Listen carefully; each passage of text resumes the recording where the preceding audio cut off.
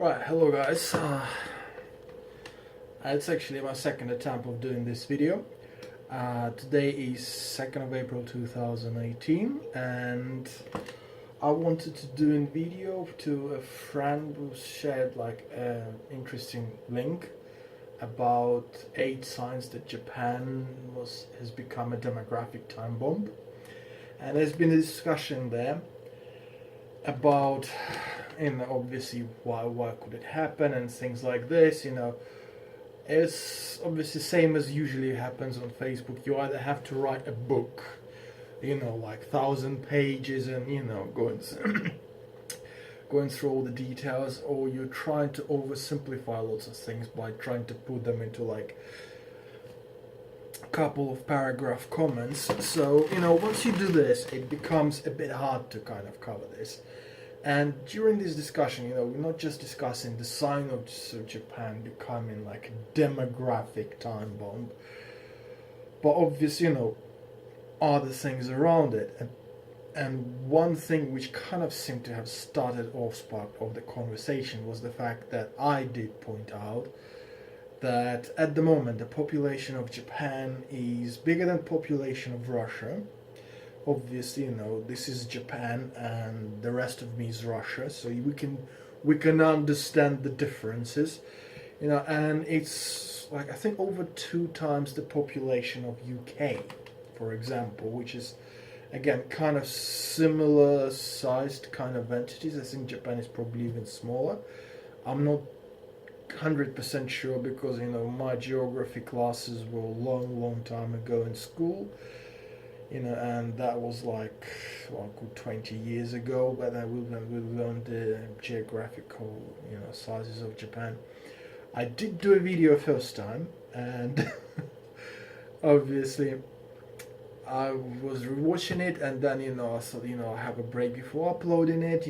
Cook some lunch, and was watching some videos on Japan actually. And I thought, okay, you know what? I want to redo the stuff I did. Obviously this is me talking about the things I see from a long distance, so I'm not saying that I know the Japan from, inside out, unlike many people who actually live there. So again, this is kind of just approximation, and we're not talking just about Japan here. Although it is, kind of based around sort of like some things that are happening in Japan, from what I've heard, from what I've seen on the videos, from what I've read in some newspapers. So it's kind of a very wide look at things. And obviously, why is the Japan kind of, as they claim, becoming a demographic time bomb? And during the discussion, I'm just going to be reading some of the stuff people kind of, pointing out in their discussions, like obviously me saying that look, the population is so big, and obviously if it becomes smaller, nobody's gonna mind that much. It's hardly a demographic time bomb when the population of 100 and nearly 40 million, or probably I think 100 more than 140 million live in the area, which is let's be honest, the size of the of a region that I was born in Ukraine. So obviously, looking at some issues and looking at some solutions, and although a lot of time I say, look, I'm a MacTow and I'm looking at things from this point of view, but in here I'm probably gonna avoid looking at this as just kind of good or bad or whatever. I'm just gonna try and look at this as my usual kind of side of like trying to be reasonable about lots of stuff, and seeing how this kind of situations in there, what's influences and so on, etc. So one of the things you will notice about the Japan obviously is that the 8 pointers they point out that look, people are starting to be able to send their grandparents, they called them abandoned grannies, so where the old people were kind of sent off to live on their own. Then they are talking about the lack of young children being born. I think the fun fact they pointed out that, and I actually used it before in one of my videos, where there's more diapers for grown-ups, for old people being sold in Japan these days than diapers for kids. So you kind of go like, okay, so obviously something went really fucking wrong there, and they just pointed out some of those things. I think I pointed them out before, and I've heard some other people pointing out the same things before as well. And looking at Japan, obviously, when we look at the population of Japan of 140 million, people say, oh, it's unsustainable, it's just too many people. So, if they drop some population, there's like one of the guys said, oh, they will be able to get rid of some of those fake jobs, like guarding the exit of a garage, for example, something like this. This is actual comment, so I'm using it as a point. But I do have to point out the very interesting statistics which have been brought up. I'm not gonna say for sure, let me just check online if I've got him. What's his shit. Basically, I think it's a Canadian guy. He's like a doctor of psychology. He's been kind of becoming quite famous recently after he basically told the Canadian Parliament that one of the laws they were taking was, oh yeah, there you go, Jordan Peterson, the guy who's like, he's been kind of telling quite a few interesting things lately and, putting some truth across to the powerful of this world. And one interesting statistic I like, he pointed out, and I'd like to use in here, is the fact that, for example, around 30% of the American population, and he was talking about America, cannot be legally conscripted into American military service. So basically, they are not capable of carrying out the tasks necessary in the modern military. They don't have the mental capacity, and it's not that they're bad people, they're just not very good with being or doing those highly organized tasks. So there's always a need for those so-called fake jobs, so that those people can integrate into the society. We can't just throw them on the pavement and say, hey, you can't make any living because you're too stupid. If you want to look into this subject, do look up this Jordan Peterson guy, and I think he has a story there about some bloke he helped to find a job, just trying to file letters, and as soon as these things went out of a certain script, the guy had real issues with doing the job. Doesn't seem very complicated to most of us, but it is apparently for some. So when people talk about those fake jobs, I think they're a bit far removed from the reality of the fact that, look, there's all sorts of different people, and some jobs are simple and for simple people, but these people still need to be part of the society and still need to be making the money and feeling that they're actually contributing. But when we look at the Japan, we have to see one thing which is obviously has recently become very noticeable in the vast East, the lack also of relationships between sexes, and it's not so much as a lack of relationships, it's like people just checking out. So obviously I'm calling myself a MGTOW, I'm talking about men checking out, but let's be honest, many women are checking out of the society as well, and in Japan it's more visible. Let's just take for example a look. There is actually a service in Japan where people who do not have relationships because they're so busy at work or whatever, and they basically pay somebody to come over and hug them for an hour, and actually they pay them more than they pay the prostitutes. So somebody coming over to hug you for an hour is going to cost something like $200, whereas a prostitute is probably going to cost you about an escort, a professional escort as they call them, will cost you about 150. So it's just an interesting one I watched about things called love hotels in Japan, and basically they were pointing out some of those prices in there. It's like, so so people coming over just to argue. So there's a big disconnect between people like being able to commit to the families. And if we look at this, a lot of this comes from the fact that people starting not being able to take care about their elders. Is the fact that living space in Japan, I think this is probably going to be one of the major issues which will be called by many youngsters, is the fact that they will not have kids until they feel they can actually afford to have kids. They will not be able to look after their elders, because there's a little trend which most of the people don't pay attention to, which is noticeable in Western countries. And I think it was a Scottish, I think whether it was either a leader of Scottish Independence Party, Salmon, something he called like a fish basically.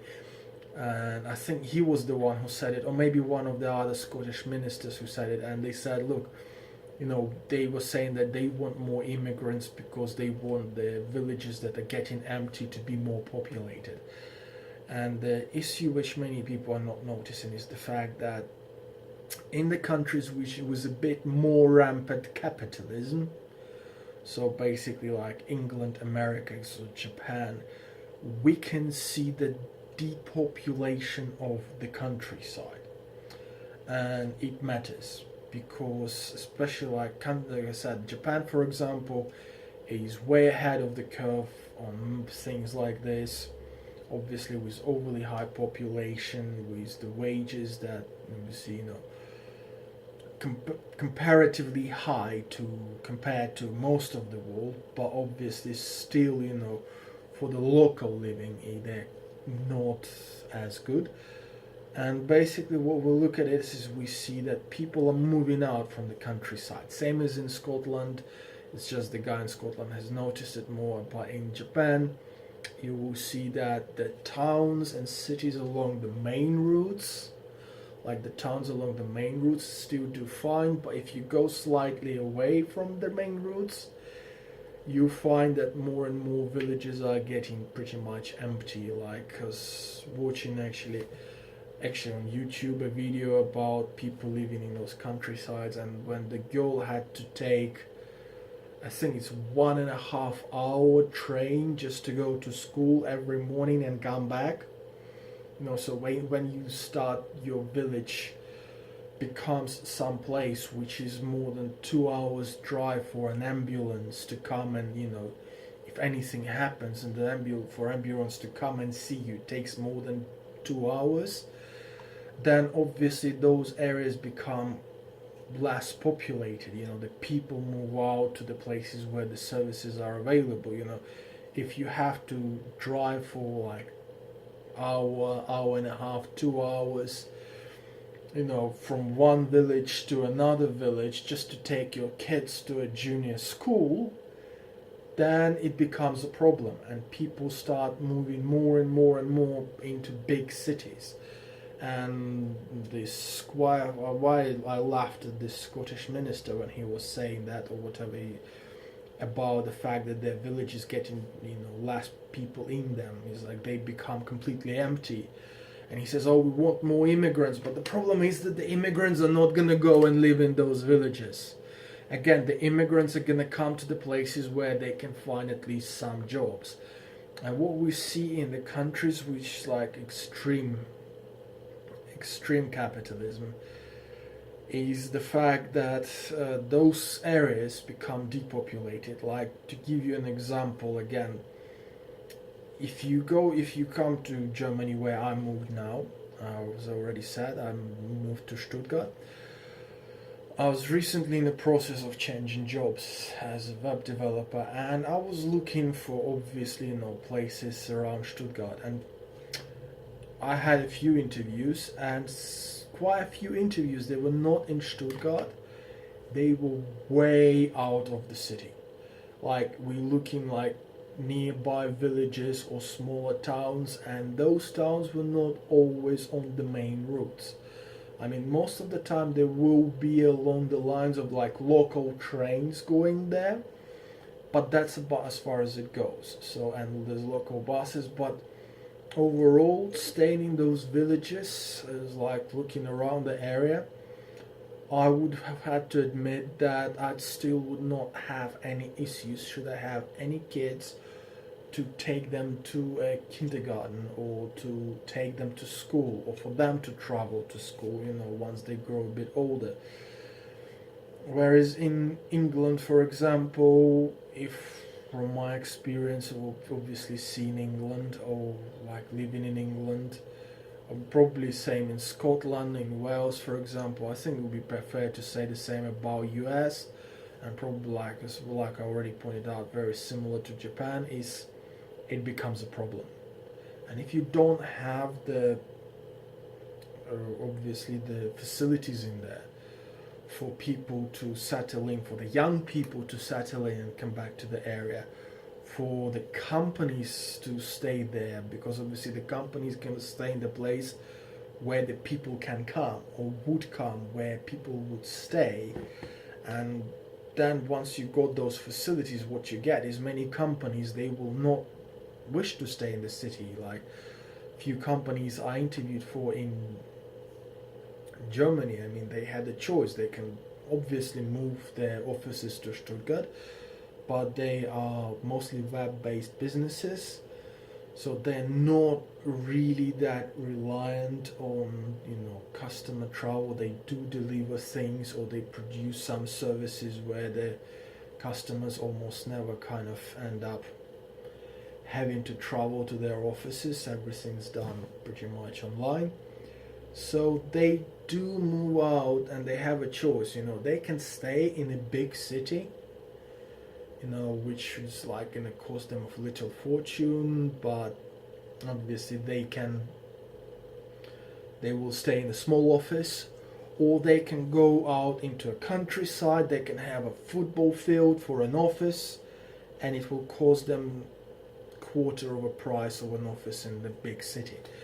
And because the facilities are there for people, for their staff to say, okay, you know what, like a young guy, he's just got a long-term girlfriend, or he just got married, he got out of university, and he can still come over and stay within like about 40 minutes travel from the office in nearby, maybe bigger towns, but he can still get to the office within 40 minutes or an hour, no matter the weather, Whereas I can do the same thing now living in Stuttgart, and I'd still need certain periods with up to an hour to travel to work. So again, you kind of go like, okay, yeah, I can do this, and the company there and people are more willing to obviously stay in the countryside.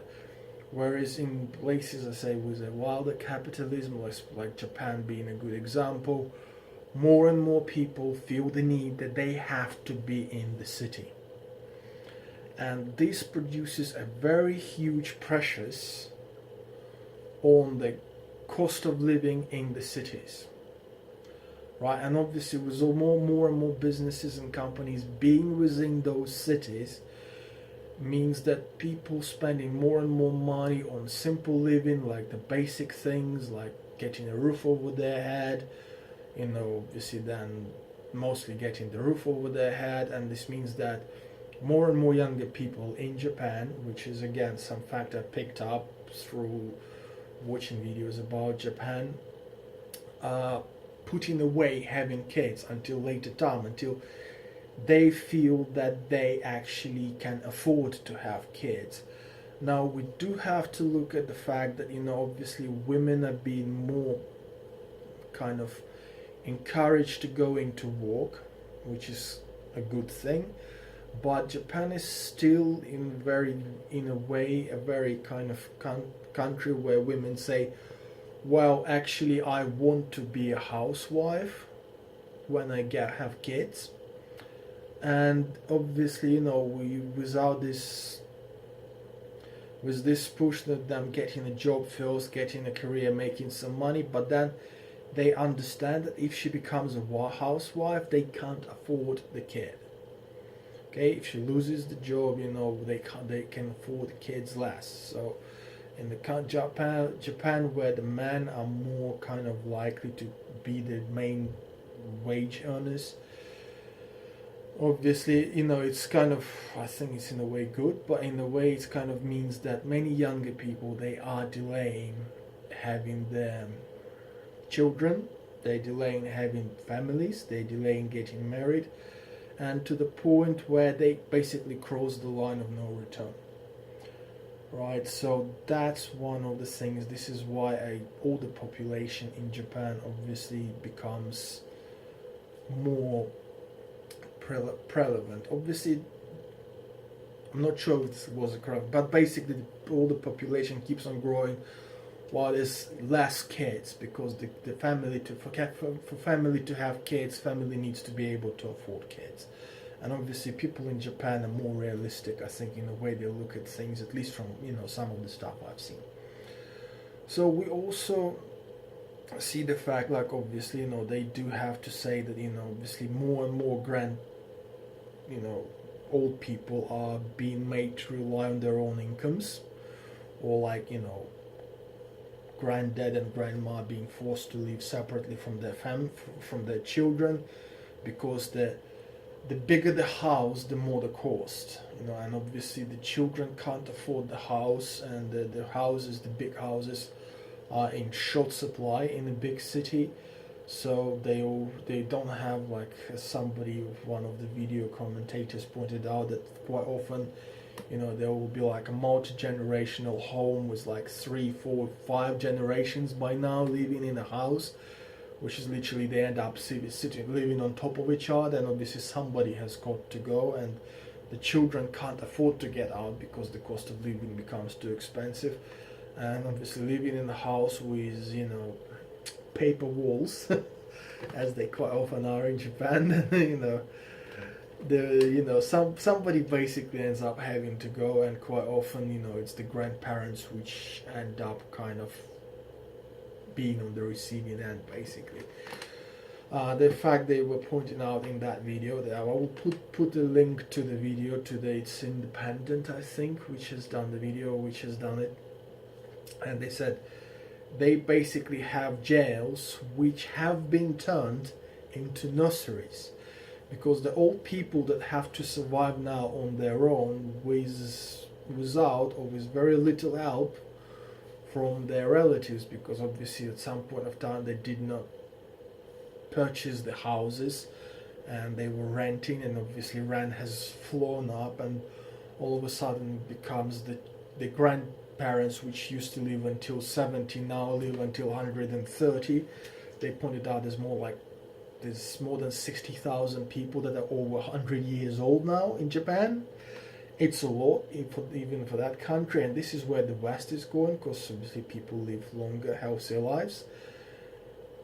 And grandparents have to go, but they can't really support themselves, so they end up doing lots of petty crime, and they get caught, and now they say that their jails are basically turning into nursery homes, because lots of elderly people commit crimes and basically go to jail. So I think some gangsters in Japan will probably seriously consider committing crimes after 50, because they will not find themselves in a jail where they will feel like, yeah, I'm a gangster.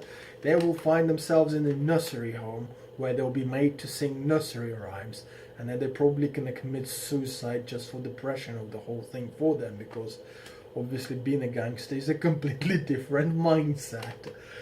And they'll have like some older ladies, going like, oh, you look very nice for your 50, 60 years old, and you just go like, wow, shit, please, just fucking shoot me or get me wherever. I'm never gonna commit a crime in my life. Just get me out of here. Put me in some proper fucking jail, But yeah, the Japan's the obviously the jails in the Japan they use these nursery homes, but literally having a proper nursery home in Japan, unless they do get out to the position where they take a nursery home out of the cities, out of the main routes, and then it becomes cheaper. In the main routes, it becomes very expensive. But as soon as you move it out of the main routes, that's it. You pretty much conscribed your people that are staying in your nursery home to the lack of proper medical care, to the lack of access to the proper hospital, because if they have a stroke, if they have whatever, because the ambulance has to go so long there, then they will end up basically dying because the doctor couldn't be there on time, because it's so far out of the way, because it's unreachable. And if you watch some videos, I was watching, I think it was an interesting video where they had shown some interesting places in Japan, and it was cafe, little restaurant, which was across the lake from a village, which used to be kind of a good place, but over the time it just, because the people moved out, because the amenities have moved, like there's been no big hospitals nearby, there's no schools, so people moved closer to the main areas, again, like putting pressure on the main areas. So you have like 140 million, out of them about 120 live in very concentrated spaces, and then the rest of the countryside is pretty much empty. Like you get some farmers, whatever, but the places where people used to live are not there anymore because they're away from the main tracks.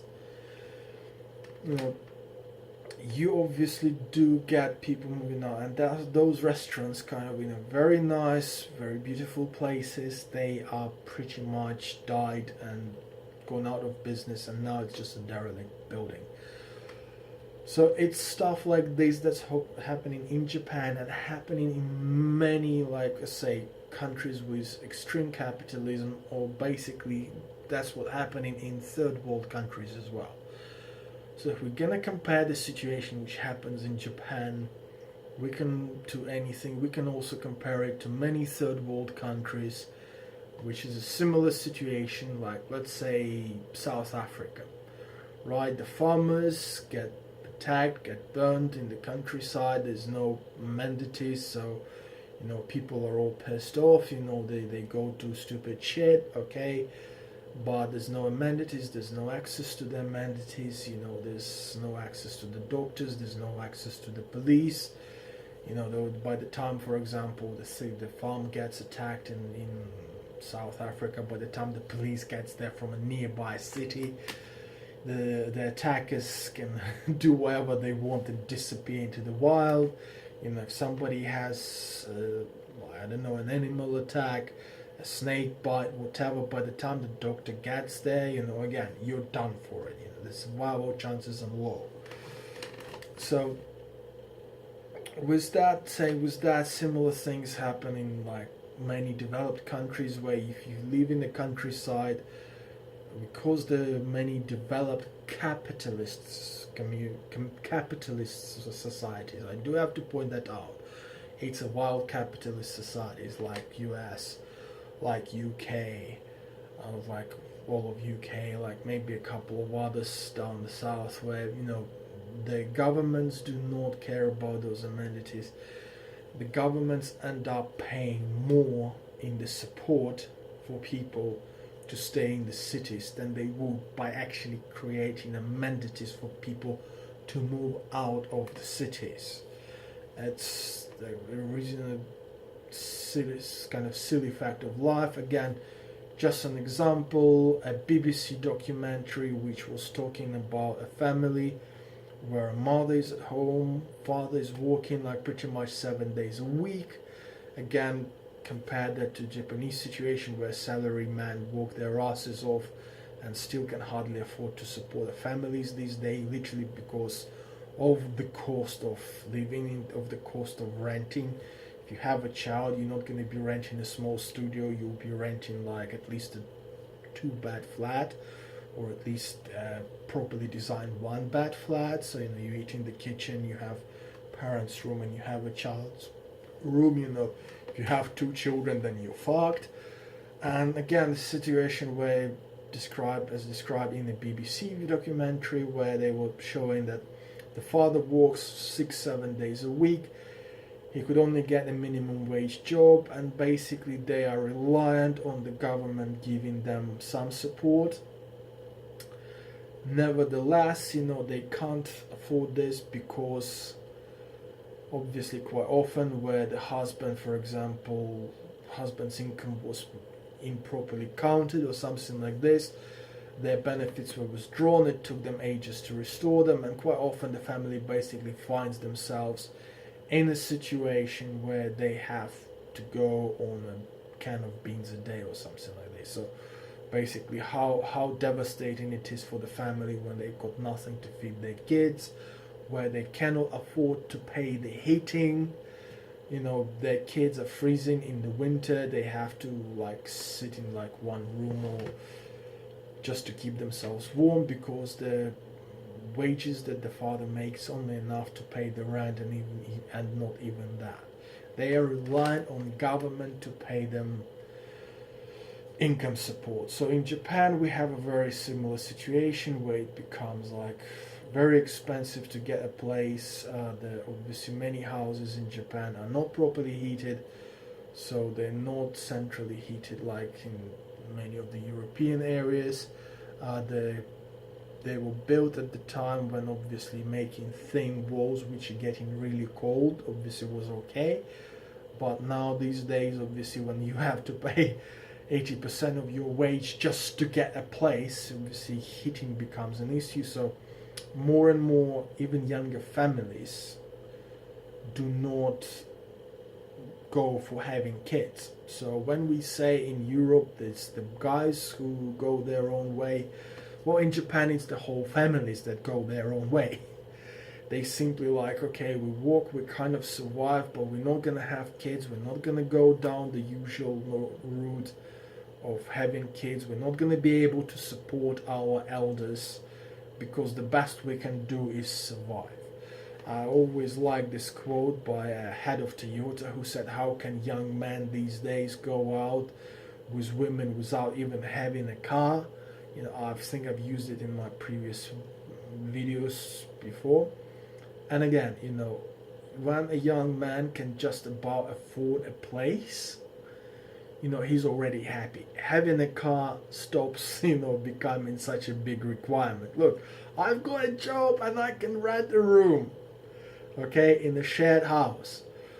The popularity of love hotels in Japan to go out for a day, obviously in Europe many people don't know what this is, but in Asia quite a few people do. It's basically a place where if you have a girlfriend and you kind of live with your parents and she lives with your family, which is like I've already mentioned, 3-4 generations living together under one roof, if they can afford that roof, with paper walls. When you want to go out and have a bit more of a relaxing night, probably going to something like a love hole of an option, considering that I think you can rent them by an hour as well.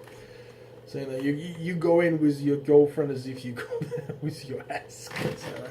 Okay, darling, can we do this in an hour? Do we need 2? So yeah, but that's the situation where people just can't afford places to stay. People can't afford to live. So that's, I think, the major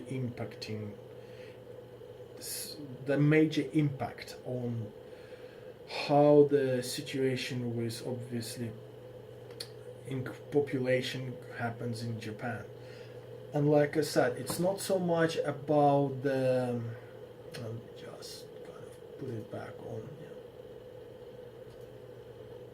Yeah, it's not so much about just the amount of people that actually live in the country. I think even Japan can support a lot more, but it's about the dispersion and distribution.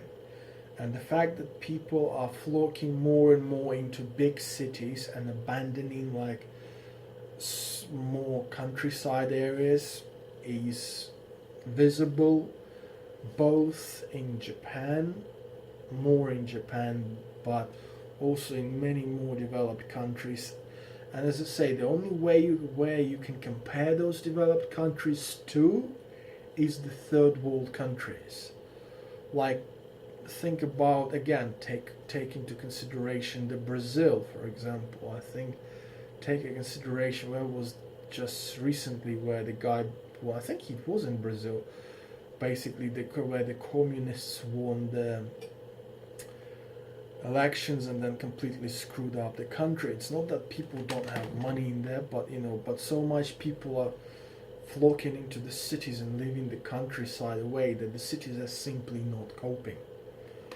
Okay, cities are incapable of coping with such a big influx of people. There is also another kind of thing which is I've noticed in UK, in US, it was like, again, people just don't know this too well, but again, it's like probably noticeable. For example, in 1990s, I think it was 1990s, there was a cross-party consensus in England, right, where they took a very, very socialist decision, or communist, whichever way you call it. And that decision was that the government needs to provide at least 30% of housing they have to own, and they have to provide them at very low cost to key personnel, okay, and people who hate the hard times, obviously to cover the need of the society to develop. So basically 30% of housing needed to be owned by the government, and the government would provide it at a reasonable low rent so that people can actually survive if something happened. In England it's called council housing. It's considered to be a bad thing, but actually, it was council housing, took care about the young doctors, took care about the young government officials, took care about a few other things, took care about if some people got unemployed for some reason, whether they became disabled or something like this. Took care about the teachers having to rent the cheap house, needing to rent cheap housing so they could start a family or something like this. Obviously, took care about the younger people getting out of their homes and sometimes saying, look, I want to get out of my home, but there's not many properties. Is there some available that I can rent from a council? And over a long period of time, those properties were built, and the government was on them for 50, 60, 100 years, God knows how many. Obviously, these properties would be in the government ownership, and they'd make the government some money. Not a lot, but some. And then Margaret Thatcher came, and basically the wild capitalism took over. The insanity of, yes, we beat the communists, so the capitalism is the best system. Thank you very much. Let's bring more capitalism. Let's create a nation of homeowners, which sounded very good and stuff like this. But obviously, looking back at this, we now know it was a disastrous decision. And similar situation is happening in England. The cost of living is becoming so high that more and more families are simply deciding not to have kids. When obviously in the West you have a bit of a destructive influence of feminism. Not so much in Japan. Japan is a more kind of, as they call it, patriarchal society, but in reality it's kind of more the value system in Japan is more based on traditional values, as in if you do your job you get paid, but if there were more women say, well, we want to look after our kids, and guys are more into the role of like, okay, I have to provide for my family. But despite that, more and more families in Japan, same as in UK, are putting away having kids until a very late or later date, or they get into the situation where they're like into their late 30s, into their 40s, and they simply don't have kids because they know they can't afford it. And most of the time these are the families that could actually bring a great benefit to the society, to be able to raise their kids, because they would be able to pass on the skills and things like this. Obviously the genetic pool would be better, because these are the more intelligent, the people with the higher IQ kind of rating, with more transferable skills, but obviously who can calculate their future, rather than, oh, let's just have sex, and if we have kids, so be it, but more and more families like this appearing in the West, more and more guys simply saying no to the system. So obviously women end up on the receiving end of this. So like, yeah, we can say that, oh yeah, women in work, they care more about their careers and stuff like this, but in reality more and more guys simply just looking at this and saying, look, I'm intelligent enough to understand that no matter what I do in the next 30 years, I will not be able to fully confidently say that I can take care about my family. Okay, it's not that it's we live somewhere in, like, I don't know, Middle Ages, where obviously you depended on war and famine to not happen, but you could still had kids, and you could still kind of say that, yeah, if I keep my own like back garden full of veggies and shit like this, I can safely say that half of my kids will survive. That's what you expected. You expected half of your kids to die.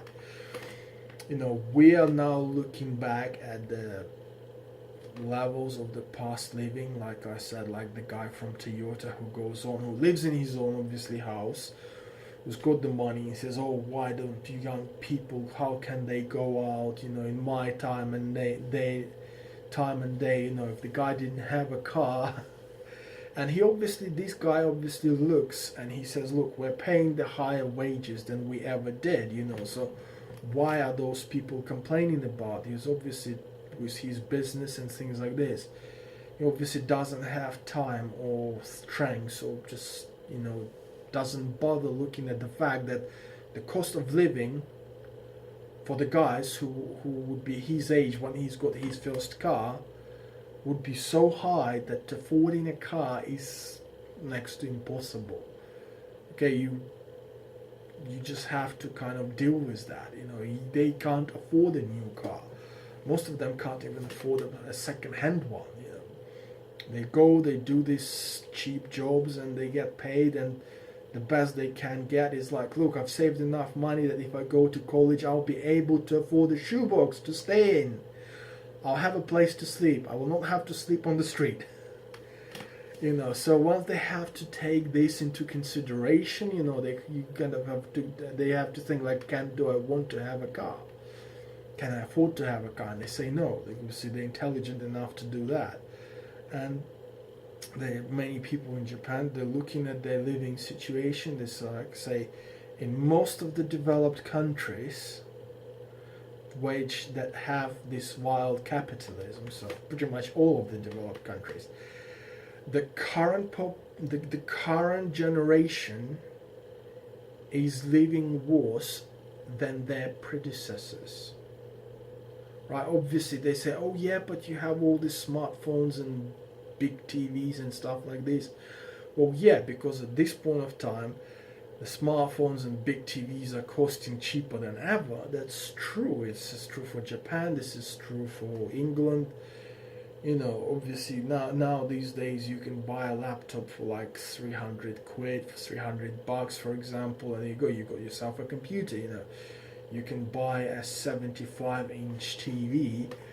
As I was looking around Germany, if you're not buying the top of the range OLED, whatever, if you buy just a normal LED TV, like LCD LED TV, you can buy for less than 1,000 quid, and you can buy it paying it off at like 30 euros a month for like 2 years. If you buy it for 2 or 3 years, it's like, so it becomes not such a big buy, whereas your rent in most of these places is so high that, to be honest, by the time you paid your rent, most of the time you will not buy a big TV, or you buy some really cheap like knockoff TV. So instead of buying a Sony for 1,000 quid, you will buy a Chinese whatever Hinsen, I don't know how they call, for 500 quid. It's a 60. It's not going to be 75. It's going to be 65. Okay, and you will buy it not for 500 quid, but for 400 quid. Whereas your rent for a single room is going to be twice that. Okay, a month, if not more. It depends on the area you stay in. And more people are moving into big cities. They're moving away from the countryside, and I think this is kind of the biggest point again I would like to make, is moving from countryside. So the living becomes more condensed, same as in China, for example. They have built these huge cities which are now staying empty because they are so far out of the way, and they have so little amenities there that no businesses go there. They don't have proper road connections with the big world, and they don't have hospitals, they don't have schools, they don't have any of that. So very few people go there. And yet the cost of properties in there is still quite high as well. Because it's a capitalist built cities, they just built it because they were like, oh yeah, we have to have more cities. It's just like nobody wants to, everybody goes to a set cities. So if we look in US, the big cities become bigger, but the countryside towns around them, they become either smaller or they become settled. People just get brought over there, the foreigners who's got nowhere else to go, and they've just been told, look, now you're gonna live here, and all of a sudden you got half a little town which has never seen an Arab person. All of a sudden half of the little town becomes Muslim. Obviously people start getting upset about this shit. In Japan they don't have this problem. Obviously they kind of closed off all sorts of immigration from anywhere they don't like. They don't have problem with saying that we like our country the way it is. But again, they have in the same still situation where people move out, get over concentrated, and it becomes the biggest problem that Japan has ever faced. And this leads to the following things, like people saying to their grandparents, sorry grandma and grandpa, we love you, but you can't stay with us. We already have another 4 generations in here, and if we have to choose, we'll choose the younger generations. So could something be done by the older people? Yes, actually. One thing I would suggest, that quite often it'd be a nice idea that the older people can just take the money, take their pensions, and simply move to either to the countryside, where at least extra 20 miles outside the city radius. Yes, it's a risk. It's a risk of not having doctors about, or if they can and want, like I said, one of my comments was that in a sport of a 65 something year old age Japanese gentleman, I wouldn't stake my pension and just stay in Japan.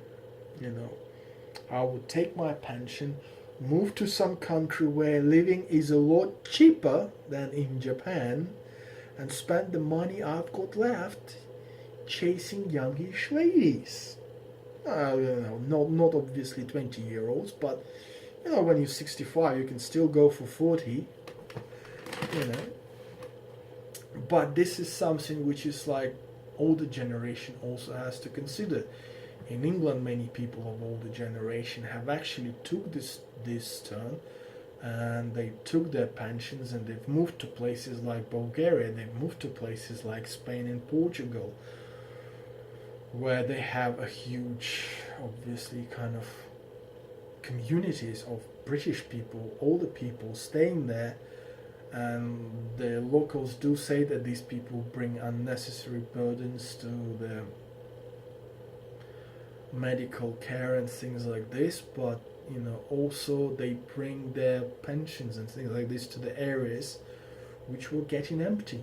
same situation was happening in many of these countries where people would be moving from the countryside, moving into the biggest cities, raising the cost of living while the countryside was being pretty much left empty, and those who were staying in the countryside could not find the jobs. So the mechanic could not run his mechanical shop because there's not a lot of people left there with their cars.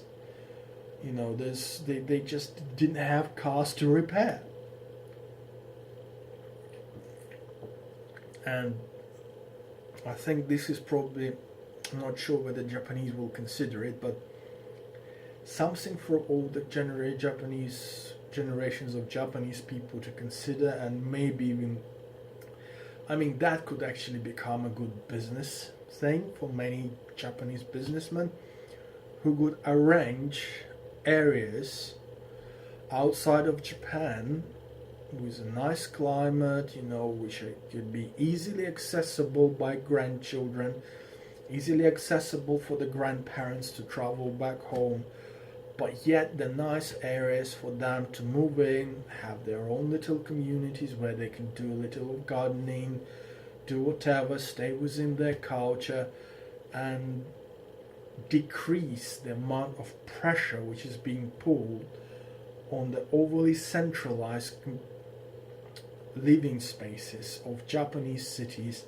And let's say similar thing could be said about the cities in US, in UK, and like many other areas like this, which are overpopulated because there's just not enough people moving to the countryside. So again, something for people to think about. I'm not saying it's perfect, but from the look of the onto Japan and what is happening there, maybe it could be a solution. Take a think about it. Tell me what you think. Over and out. Have a good night. Bye.